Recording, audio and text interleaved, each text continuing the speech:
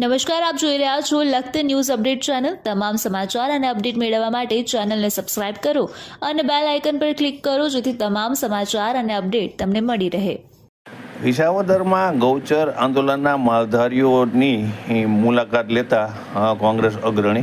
વિસાવદરમાં મામલતદાર તેમજ ટીડીઓ ઓફિસે માલધારી દ્વારા પોતાની માંગને લઈને પોતાના પશુધન લઈને આંદોલન ચલાવી રહ્યા છે અને વિસાવદરના સરકારી અધિકારીઓ કે જૂનાગઢ જિલ્લાના પદાધિકારીઓ માલધારીઓના પ્રશ્નને લઈ ગૌચર છૂટું કરવા માટે કોઈપણ જાતની આગળની કાર્યવાહી નહીં કરતા હોય આજે આંદોલનનો બીજો દિવસ છે। ત્યારે કોંગ્રેસ અગ્રણી હીર જોટવા, કરશન ઓડોદરિયા સહિતની કોંગ્રેસની ટીમ માલધારીઓને પોતાના પ્રશ્નોને લઈ અને તેમની રજૂઆત સાંભળવા પહોંચ્યા હતા અને તેઓ ઉપર રજૂઆત કરશે તેમ પણ જણાવ્યું હતું। ત્યારે હીર જોટવાએ જણાવ્યું હતું કે ભારતીય જનતા પાર્ટીની સરકાર જે છે તે ઉદ્યોગપતિઓની સરકાર છે। ઉદ્યોગપતિઓને તે જમીનોની લાણી કરે છે અને જે માલધારીઓ છે જે ખરેખર આ દેશનું હાલ છે તેમની કોઈ પણ દરકાર કરતી નથી તેમ પુરસ્પરક વિસાવદર મુકામે વિસાવદર શહેર અને તાલુકાના આભાર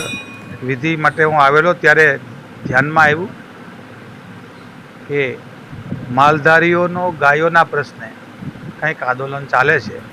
એમને સમજવા માટે અને જાણવા માટે, એમના દુઃખમાં ભાગ લેવા માટે અને યથાયોગ્ય જે પણ યોગ્ય રીતે એમને મદદ થાય એમના માટેની આજે શુભેચ્છા મુલાકાત લીધી।